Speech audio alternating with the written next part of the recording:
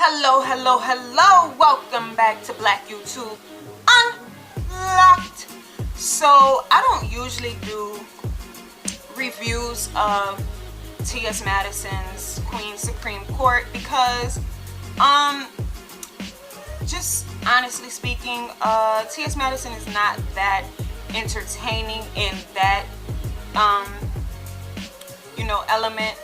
When she does her little car videos with Miss Mary, I enjoy those. When she just comes on by herself and is just talking her ish, I enjoy that. But when she is trying to be funny and trying to put on the show, it falls flat for me.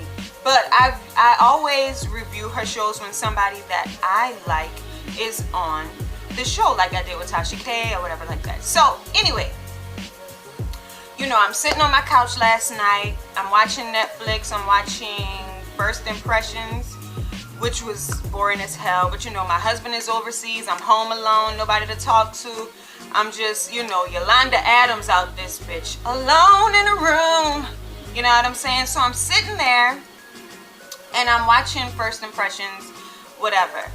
Then I get the notification that TS Madison is going live. And I see the name, it's Chris Crocker. And so I'm like, no, this can't be Chris Crocker. Like, really? So when I clicked on, it was still counting down. So I'm like, this ain't what it is. This ain't what it is, because I love Chris Crocker. So it's like 3 minutes counting down. And I'm like, is it really him? And so the title had after show.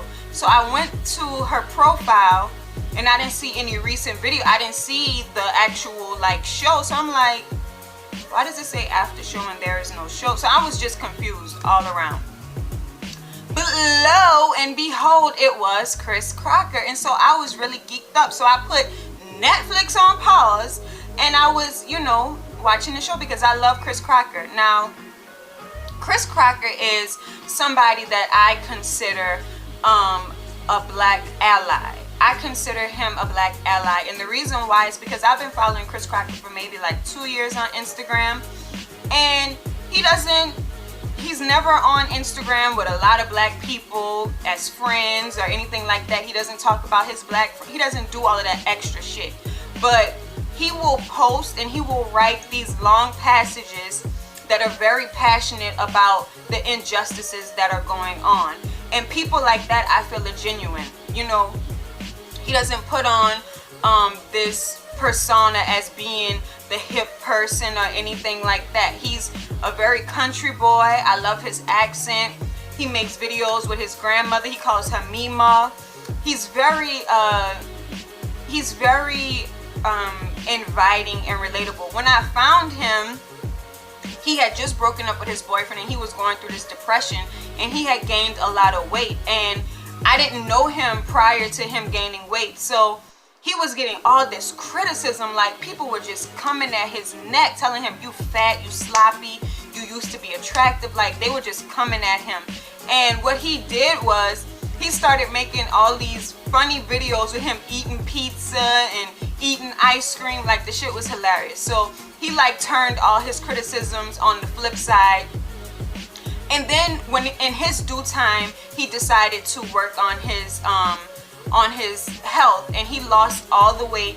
And when he'll dress up as a female sometimes and do things like that, but he's mostly male presenting. He's not trans or anything like that. And when he dresses up in his little button down and his little jeans and he got his little hair slicked to the side, he is so handsome, so handsome. And I just love his spirit. So I was really geeked up to see that Chris Crocker was on the show with TS Madison.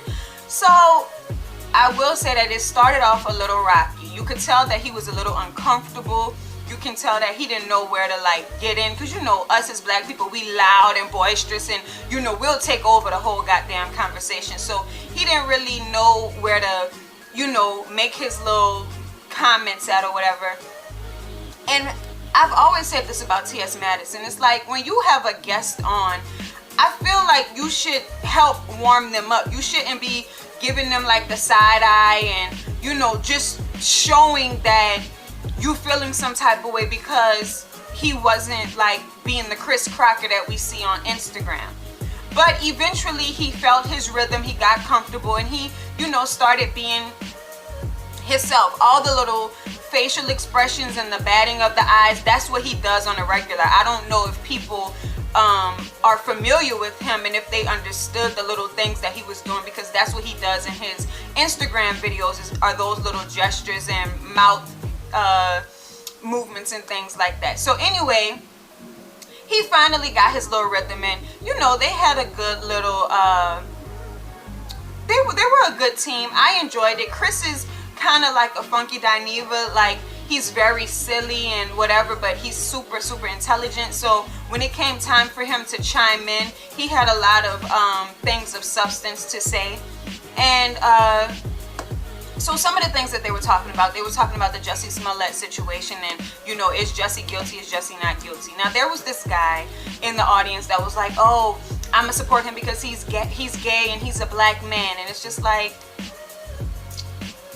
why would you say that? Like, you would support somebody who could possibly be lying just because they're a part of your community. That is not good to say that. Now, when they showed the recent video of Jussie Smollett, it kind of made me feel like it is fake, because Jussie Smollett had on the noose or whatever around his neck, and when they asked him to take it off, I look at certain shit. So when they asked him to take it off, he just slowly like folded it up, you know, in his hand and placed it on his counter, and I just felt like that was weird to me. Like, if somebody put an object around my neck in a violent manner, I'm gonna take it off and I'm gonna give it to the police officer or throw it on the floor or ask him, you know, what you want me to do with it. Like, they told him he could take it off, and he just slowly folded it up while he was talking to them and placed it on the end of his counter, and that was just weird to me. I may be reading into it, but that just felt weird. It felt like he was comfortable. He was too comfortable, you know what I'm saying? So I don't know with the Jussie Smollett thing. I feel like some kind of way it wasn't a real attack, you know what I'm saying? So speaking about the audience chiming in, I don't know why TS Madison would pan her audience in the background. It's completely trash. Like, you could see the freaking insulation of the house and everything. It's like, it's so simple to just get some fabric. If you just want to be simple, just get some black fabric and lace the background. But that was just a bad look. So I hope that TS Madison, you know, gets that together. I know that she's probably not that invested in, you know, her setup at home, because now she's taking her show on the road. But it's still like, that was a bad look to me. And she looked uncomfortable the entire time the back audience was being showed. It looked like she was uncomfortable about that. I don't know if that was planned or not, but she didn't look happy. So what else did they talk about? Oh, so then there was a part when they were talking about Cardi B being indicted and about her beating up these girls or whatever. And I don't know, for anybody who watched last night, I felt uncomfortable with TS Madison just kept saying nigga, sitting next to this white guy. And it's like, yeah, we could say nigga, but I watched TS Madison's videos and she doesn't say nigga that much. And I just felt like she was doing it on purpose next to Chris, and I don't understand why. If you felt that way, let me know in the comment section. But she was just, and my nigga, and I was just like, and there were times when she would like side-eye Chris while she was saying nigga, and I'm like, what are you trying to do? Are you trying to, I don't know. It just was like, it was unnecessary, and it just was weird. It was like, what do you want him to say it, or like, what? I didn't get that part. So anyway, the part that annoyed me the most about this show was they started having a really good conversation about the 2020 election. And I don't know, maybe TS Madison is just all about entertainment and she doesn't want to use her show to push a movement. I don't know. But they were talking about voting, and Chris had this really genuine movement that he was trying to get out there, and he was talking about all the things that Trump has done that is wrong, and how we need to come together to get Trump out of office. And TS Madison was just very pessimistic about it. Like, y'all gonna put Trump back in office, everything is gonna get worse. And it's like, even if that is true, it's like, why would you put that out there? And Chris had a very valid movement that he was trying to push in that little segment, like, get together, go out and vote. And T.S. Madison just, you know, overshadowed him with all this pessimistic talk. Oh, it's gonna get worse, get your boat, get your canned goods. Like, I didn't like that, because I felt like that was the time to if you have an audience, and T.S. Madison has a big audience that is, you know, a community that needs to be spoken to. Young, black, gay, males and females. Those are people that you need to talk to and try to influence to do positive things like get out and vote. And I felt like, I just didn't like the fact that she was just more so into saying that, oh, you know, Trump's gonna get in office, whatever.